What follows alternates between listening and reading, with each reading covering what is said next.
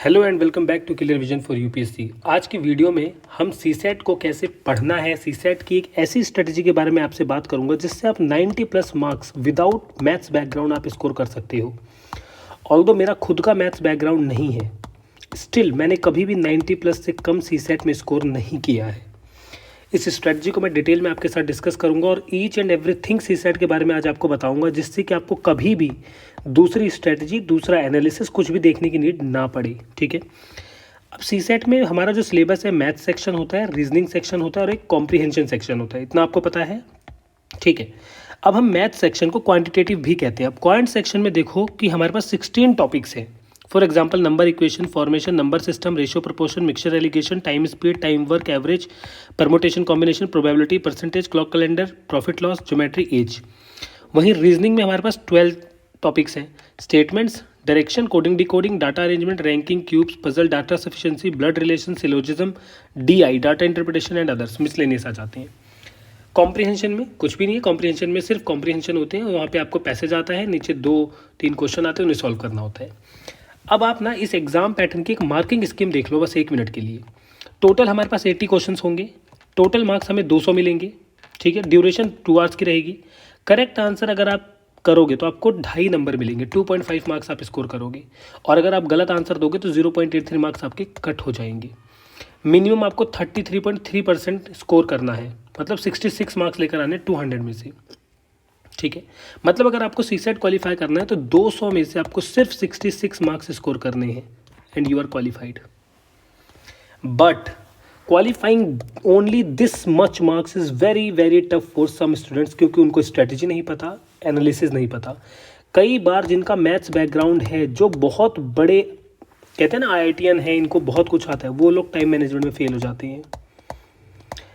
तो यहाँ से हमारा कंक्लूजन निकलता है, CSAT is not a game of knowledge. Knowledge तो सबके पास है, CSAT is a game of time management. Now let's start with this time management वाला थिंग। सबसे पहले सीसेट का ईयर वाइज क्वेश्चन डिस्ट्रीब्यूशन देख लो 2011-2023 से। इससे आपके माइंड को एक इफेक्ट मिलेगा, जिससे हम ये कहते हैं कि अब आपका माइंड ये समझने के लिए तैयार हो जाएगा कि इसको क्या चाहिए। ठीक है, मैथ्स एंड बेसिक न्यूमरेसी से अगर आप देखो, ध्यान से देखना। ठीक है, मैथ्स एंड बेसिक न्यूमरेसी से आप देखो 2011 में 11 क्वेश्चन मैथ्स से, 3 क्वेश्चन मैथ्स से, 11, 20, 30, 31। अगर आप लास्ट में आ जाओ, जो कि प्रेजेंट ट्रेंड चल रहा है, 2024 का भी देखेंगे, अभी यहाँ 23 तक है, 37, 25, 33, 42, 32। आप ये कह सकते हो कि मैथ्स की जो डोमिनेंस है पेपर में बहुत ज़्यादा बढ़ गई है।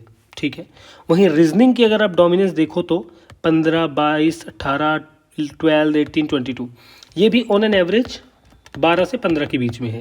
ठीक है, बट ये वाला 30 के ऊपर जा चुका है, मतलब 30 क्वेश्चन यहाँ से आएंगे, 12-15 क्वेश्चन यहाँ से, बाकी कॉम्प्रिहेंशन। वह डिसीजन मेकिंग जो है वो इसी में आती है। ठीक है, डीआई जो है वो 14 क्वेश्चन सिर्फ और सिर्फ लगातार 2018 में पूछा गया था, उसके बाद डीआई को पूछा नहीं गया है अभी तक। तो बहुत हाई चांसेस है कि डीआई कभी भी पूछा जा सकता है। ठीक है, तो this one is also important topic for us. अब देखो, जो 2024 और 23 और 22 में जो डिस्ट्रीब्यूशन है, यही 3 डिसाइड करेंगे कि 2025 का पेपर कैसा आने वाला है। सही बात है।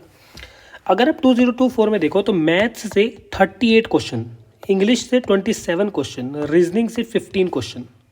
ठीक है, यहाँ पे 43, 26, 11, इसको कहा जाता है टफेस्ट पेपर सी सेट का। But let me tell you thing, जिन्होंने र्यूमर फैला रखा है ना कि इसके ऊपर केस हुआ था, बहुत था, वो सिर्फ 1-2 क्वेश्चन के ऊपर हुआ था guys. Still you were able to qualify this particular paper, अगर आपके पास स्ट्रेटेजी थी, टाइम मैनेजमेंट की ट्रिक्स थी। ठीक है, मैंने उस साल कॉम्प्रिहेंशन पढ़ाया भी था, बताया भी था, मतलब आई थिंक नेक्स्ट ईयर बताया था। लेकिन उस कॉम्प्रिहेंशन को करने के बाद जिन्होंने 2024 में पेपर दिया है, उनके कमेंट सेक्शन को पढ़ना, आपको पता लगेगा कि हाउ पावरफुल दोज टेक्निक्स। 22 में अगर आप देखो, मैथ से 38, 27 एंड देन 15, ऑल्दो इन दोनों का सेम ही है। अब यहाँ से एक बात समझ आ गई, भाई मैथ सेक्शन को हम इग्नोर नहीं कर सकते। कुछ लोग क्या कहते हैं, इंग्लिश और रीजनिंग प्रिपेयर कर लूँगा, हो जाएगा मेरा सिलेक्शन। ऐसा नहीं होता है। देखो क्या बात होती है, 27 में से आप सारे तो ठीक करने से रहे, आप 24, 25 ठीक कर पाओगे। ठीक है, ये भी बहुत अच्छे से, अगर आप को जैसे पढ़ाया गया आप वैसे उसको इम्प्लीमेंट कर पाए तो। ठीक है, रीजनिंग से 15 है तो यहाँ से 7-8 कर पाओगे। काफ़ी क्वेश्चन में तो माइंड ही अप्लाई नहीं हो पाता, माइंड हमारा काम ही नहीं करता है, वहाँ पे इतना स्ट्रेस होता है। 38 में से आपको मिनिमम 10 to 12 क्वेश्चंस करने पड़ेंगे अगर आपको सीसेट क्वालिफाई करना है। तो ये करना कैसे, इसी की ट्रिक है पूरी। ये कैसे करना है इसी की ट्रिक है पूरी, ये कैसे करना है इसी की ट्रिक है पूरी। ये पूरा वीडियो इन तीनों चीज़ पे बेस्ड होकर आपको सीसेट आज क्वालिफाई करवा देगा। ठीक है, देखिए अगर यूपीएससी सीसेट 2024 की बात करें जो पिछले साल हुआ है, ठीक है, आपने भी डिस्ट्रीब्यूशन देखा, उसमें अगर आप देखो तो सबसे ज़्यादा इंपॉर्टेंट क्या है, नंबर सिस्टम ही देखो, number system is the most important. कितने क्वेश्चन आए, 19। और आपको पता है 2023 के पेपर में यहाँ से 23 या 24 क्वेश्चन आए थे। मैं क्या कहना चाहता हूँ आपको, अगर समझ आ रहा है तो मैं ये कहना चाहता हूँ डियर फ्रेंड्स, इसको हल्के में मत लो। Number system is very important. ठीक है, इतना ज़्यादा इंपॉर्टेंट है कि आप सोच भी नहीं सकते हो, नंबर सिस्टम ने सबको हिला के रखा हुआ है। और बड़ी बात जानते हो क्या है, इसी नंबर सिस्टम का पार्ट है हमारा ये एलसीएम एंड एचसीएफ 2 क्वेश्चन, मतलब 21 क्वेश्चन, और नंबर सीरीज भी इसी में ले लो 25 क्वेश्चन यहाँ से। मतलब अगर मैं सिर्फ ये एक टॉपिक प्रिपेयर कर लूँ तो मैं क्वालिफाई कर जाऊँगा, मैथ सेक्शन पूरा। सही बात है, ठीक है। अब यहाँ पे देखो, पहले ये वाला मैथ्स का डिफिकल्टी लेवल देखो, इजी सिर्फ 7 क्वेश्चन थे। इजी जो नूब और जिन्हें कुछ भी मैथ्स में नहीं आता है उन्होंने अगर थोड़ी बहुत प्रैक्टिस करी तो ये 7 कोई भी कर लेगा। ठीक है, मॉडरेट 18 थे, डिफिकल्ट 13 थे।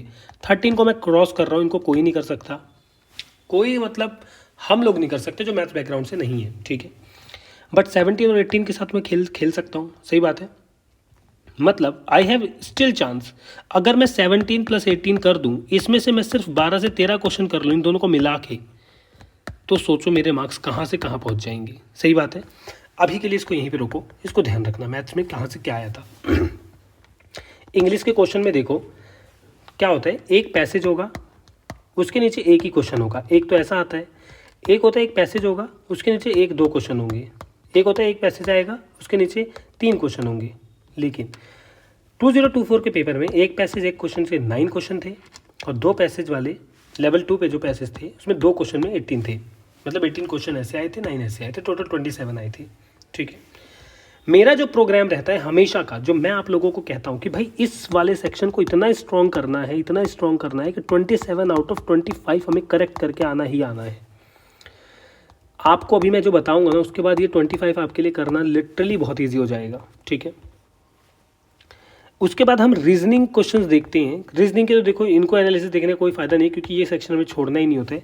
फिर भी रीजनिंग में जो हमारा डिफिकल्टी लेवल देखो तो डिफिकल्ट 3 क्वेश्चंस थे, मतलब स्टिल 8 + 4 12 क्वेश्चन हमारे पास थे, जिसमें से हम 7 to 8 करके आ सकते थे ईजिली। ठीक है, अब देखो यहाँ से, Now sir, there are lots of problem in CSET. How to qualify CSET? So here is the ultimate solution to all your problems. इसके बाद CSET आपके लिए literally, if I can say, halwa ceremony की तरह हो जाएगा, आप qualify कर जाओगे। बट इसके लिए मेहनत बहुत लगेगी, इसलिए सीट बेल्ट बांध लो, क्योंकि अब टाइम आ चुका है बादलों को देखने की। Comprehension, how to prepare comprehension. Watch my YouTube videos for expert guidance. Literally यार, ये सीसेट कॉम्प्रीहेंशन की मैंने प्लेलिस्ट बना रखी है। 55+ मार्क्स अकेले आप यहाँ से ला सकते हो, और 66 क्वालिफाइंग है। तो ये 4 वीडियोज़ हैं 2024 के लिए बनाई थी, वो हमेशा ही अप्लाई हैं। इन चारों को देखो, इतने डिटेल में देखो, इतने अच्छे से देखो, 1-2 बार देखो अच्छे से। और जो जो ट्रिक बताइए कि 7 मिनट में 10 कॉम्प्रीहेंशन आपको डेली करने हैं, 10 कॉम्प्रीहेंशन आपको डेली प्रैक्टिस करने ही करने हैं। ठीक है, वो सब फॉलो करो। Understand the core concept thoroughly, practice 10 comprehensions daily till prelims, daily 10 comprehensions, improve accuracy and time management. अगर आप ये 4 वीडियोस देखते हो, ठीक है, जैसा मैंने कहा उसे फॉलो करते हो, तो डियर फ्रेंड्स 55+ मार्क्स, और अगर मैं कहूँ कम से कम नहीं तो 50 नंबर तो आपके यहाँ से आ जाएंगे। और PYQs इसमें प्रैक्टिस करते रहना। ठीक है, एक दिशा पब्लिकेशन की बुक आती है जिसमें PYQs होते हैं कॉम्प्रीहेंशन के, या फिर टेलीग्राम पे बहुत सारे मटेरियल पड़े हुए हैं। I will share some PDF, वहाँ से डाउनलोड करके पढ़ना, और आपके यहाँ से 50 मार्क्स आपके मान के चलता हूँ आप यहाँ से लेकर आओगे। ये मैं गारंटेड कहता हूँ, आप इसको करके देखो, आपको पता चल जाएगा। ठीक है, नाउ मैथ सेक्शन में आप ध्यान से सुनना।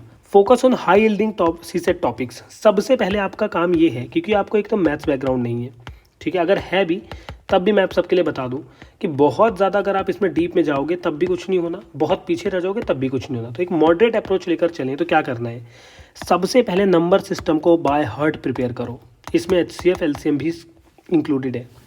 दूसरा, permutation and combination by heart prepare करो। Probability, data interpretation, percentage, time and work, ये चीज़ें ये 6 टॉपिक्स आपको बहुत अच्छे से आना चाहिए और इन सभी के ऊपर सारे PYQs अच्छे से कर लो, सारे PYQs with conceptual clarity. Formula रटने के ऊपर फोकस मत करना, ठीक है। आपके पास अगर 10 से 15, 5 से 10 फॉर्मूले तब तो ठीक है, लेकिन अगर 15 प्लस फॉर्मूले तो फिर आप गलती कर रहे हो, इसलिए कंसेप्ट क्लैरिटी पे ध्यान देना, ठीक है। मैथ्स के लिए मैंने जो कहा है यही करना और उसके बाद मुझे अपना स्कोर बताना। आई एश्योर यू आपसे ज़्यादा हैप्पी CSET में कोई नहीं होगा। Now the third thing, reasoning देखो, ये रीजनिंग के कुछ 12 टॉपिक्स हैं, इसको हटा दे तो 11 टॉपिक्स हैं। मेरी बात बहुत ध्यान सुनना, एक एक टॉपिक तुम्हें अच्छे से आना चाहिए, एक एक टॉपिक, कुछ भी नहीं छोड़ना है, सब कुछ करोगे। Don't ignore any topic, time management is crucial. क्योंकि होता क्या है ना, रीजनिंग के क्वेश्चन में हमें माइंड बहुत अप्लाई करना पड़ता है ना। मैथ्स की तरह है नहीं कि कॉन्सेप्ट समझा लगा दिया हो गया, इसमें आपको प्रैक्टिस मांगता है ये वाला सेक्शन। तो प्रीवियस ईयर क्वेश्चंस को बाय हार्ट प्रिपेयर करो और मॉक टेस्ट बहुत अच्छे से लगाओ, जिससे आपका कॉन्फिडेंस बूस्ट हो जाए और एक्यूरेसी हाई लेवल की आए। समझ आ गया। PYQs इसमें आपको प्रैक्टिस करना बहुत इंपॉर्टेंट है। इन तीनों ही सेक्शन में PYQs एक बहुत इंपॉर्टेंट रोल प्ले करेंगे, क्योंकि सेम नंबर्स भले ही रिपीट ना हो पर क्वेश्चन रिपीट हो जाते हैं, और क्वेश्चन रिपीट हो या ना हो, कॉन्सेप्ट हर साल रिपीट होते हैं। समझ आ गया। ये 3 चीज़ें जो मैंने आपको बताई हैं, इन तीनों सेक्शन के लिए ये तो करना ही करना है। अब मैं आपको एक अपने जो नोट्स में CSET के अपने नोट्स में टेलीग्राम चैनल पर शेयर करूँगा, वहाँ से उनको डाउनलोड कर लेना और उनमें पढ़ना। देखो मैं आपको बता देता हूँ कैसे करना है। तो ये मेरे नोट्स हैं, ठीक है। क्वांटिटेटिव, रीजनिंग, कॉम्प्रिहेंशन, पहले सिलेबस लिखा हुआ है, ठीक है। आगे बढ़ते हैं। CSET 2024 में पहले बेसिक मैथ्स मैंने यहाँ पे दिखा रखी है, पावर रूल, कि अगर -1 है और ऑड पावर है तो -1 ही आएगा। कट आउट कैसे होगा, plus plus plus, minus minus plus, plus minus minus, minus plus minus, ठीक है। दिख रहा है आप लोगों को, ये नोट्स है मेरे। अब आपको होमवर्क क्या करना है, सबसे पहले तो आपको ये जो टेबल वाला पार्ट है, दिस टेबल वाला पार्ट, ये टेबल आपको 10 और ये 20 तक टेबल तो बाय हार्ट आनी चाहिए। और मैं आपको एक और बात बता दूं, अगर आपके अंदर सच में पोटेंशियल है इस एग्जाम को क्वालिफाई करने की ना, तो 21, 22, 23, 24, 25, ये 5 टेबल्स और आपको अच्छे से याद कर लेनी है, ठीक है।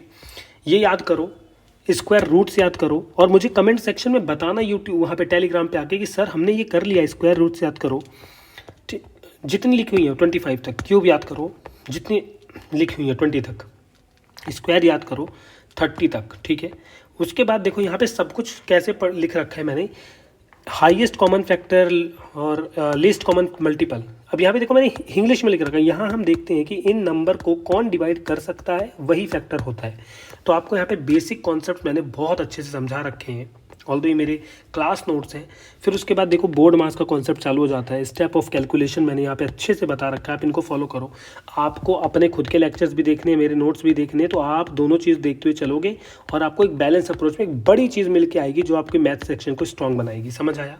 यहाँ पर ऐसा कोई कॉन्सेप्ट नहीं है जो मिसिंग है, each and everything is available hair. Okay, अब हम बात करते हैं वापस से अपने इस पे आते हैं। मेरे नोट्स आपने देख लिए, टेलीग्राम से आपको डाउनलोड करना है। एक हाइपोथेटिकल एग्जांपल लेते हैं। हाइपोथेटिकल का मतलब आप अप्रोक्सीमेटली यही काम करोगे अपने मैथ्स में हर बार। एक क्वेश्चन आता है कि सर कितने क्वेश्चन अटेम्प्ट करने हैं, तो मेरे डियर फ्रेंड्स 50 प्लस आपको क्वेश्चन अटेम्प्ट करने हैं, चाहे वो 51 भी हो सकते हैं, 52 भी, और 55, 56 से ज़्यादा नहीं करने हैं, ठीक है। सर क्यों नहीं करने, हमें तो सब कुछ आता है तो हम करेंगे, तो करो।